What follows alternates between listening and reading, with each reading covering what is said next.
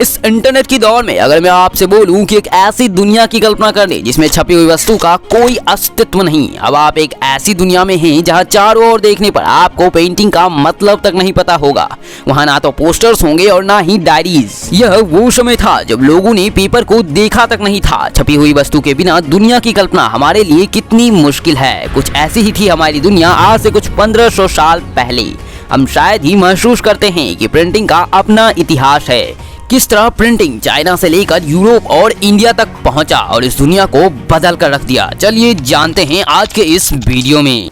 आज से 1500 साल पहले चाइना में लोग दो तरह के प्रिंटिंग का इस्तेमाल करते थे, जिसमें पहला था हैंड प्रिंटिंग, जिसमें किसी भी चीज को अपने हाथों से लिखा जाता था। यह प्रिंटिंग टेक्निक काफी स्लो थी, ऐसा इसीलिए क्योंकि महज एक किताब को लिखने में कई महीने लग जाते थे। इस कारण से कई लोग वुड ब्लॉक प्रिंटिंग का इस्तेमाल करते थे। इस तकनीक में लकड़ी के टुकड़े पर पैटर्न बनाने के बाद इसे इंक के साथ घिसकर पेपर पर छाप दिया जाता था, जिससे काफी जल्दी प्रिंटिंग होती थी। 17वीं शताब्दी तक आते आते लोगों में छपी हुई चीजों का इस्तेमाल धीरे धीरे बढ़ने लगा। अब सभी व्यापारी अपने रोजमर्रा के कारोबार की जानकारी के लिए छपी हुई चीजों का इस्तेमाल करने लगे। अमीर महिलाओं ने छपी हुई किताबों को पढ़ना शुरू कर दिया। इन किताबों को सभी वर्ग के लोग नहीं खरीद पाते थे, ऐसा इसीलिए क्योंकि उन दिनों किताबों की कीमत बहुत अधिक थी और कई लोगों को तो किताब पढ़ना भी नहीं आता था। दोस्तों, किसी ने सच ही कहा है, आवश्यकता ही आविष्कार की जननी है। पढ़ने की यह नई संस्कृति एक नई तकनीक के साथ आई और जन्म हुआ प्रिंटिंग मशीन का। सन 1448 की बात है। एक लड़के ने अपने ज्ञान और अनुभव को आविष्कार में बदल दिया। इस लड़के का नाम था जॉन गुटेनबर्ग। गुटेनबर्ग व्यापारी का बेटा था जिसने बचपन से ही स्पेलर को देखता आया था। स्पेलर यानी तेल निकालने वाली मशीन। बाद में जॉन ने पत्थर पॉलिश करने की कला सीखी और इन्हीं कला से सन 1448 तक उसने प्रिंटिंग मशीन तैयार कर ली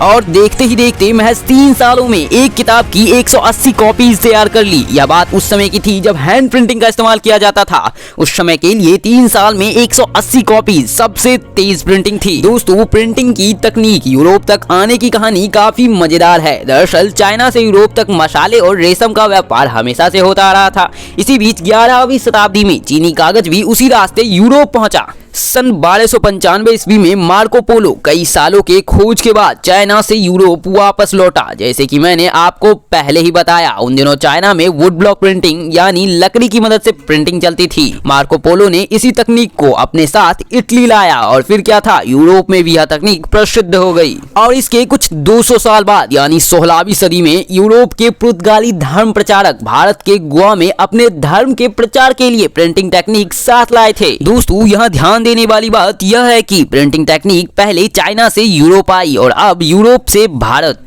इसी बीच कैथोलिक पुजारी यानी पुर्तगाली पंडितों ने सन 1579 में पहली बार तमिल किताब छापी और सन 1713 में पहली बार मलयालम किताब भी छापने वाले वही थे। जैसा कि हमने देखा, धर्म प्रचारकों का प्रिंटिंग टेक्निक को दूसरे देशों तक पहुंचाने में अहम रोल रहा है। कुछ इस तरह प्रिंटिंग टेक्निक धर्म प्रचारकों और व्यापार के द्वारा कई देशों तक पहुंचा। प्रिंटिंग का इस्तेमाल लोगों के लिए बहुत लाभदायक साबित हुआ। अब सभी लोग प्रिंटिंग का इस्तेमाल अपने हर काम में करने लगे। प्रिंट की गई किताबें बहुत सस्ती कीमत पर बिकने लगी, इसीलिए लोग इसे आसानी से खरीद पाते थे और किताब में दिए गई कहानियां बड़े मजे से पढ़ते थे।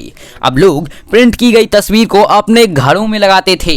प्रिंटिंग की गई किताबें अब प्राथमिक शिक्षा के लिए उपयोग में आने लगा और कुछ इस तरह प्रिंटिंग टेक्निक ने पूरे विश्व को एक नई दिशा दिखाई। हाँ, तो वीडियो हो चुकी है खत्म और आपको ये वीडियो कैसा लगा कमेंट सेक्शन में जरूर बताएं और हाँ, चैनल को सब्सक्राइब करना मत भूलिएगा। चलिए, तब तक के लिए धन्यवाद। मिलते हैं अगले वीडियो में।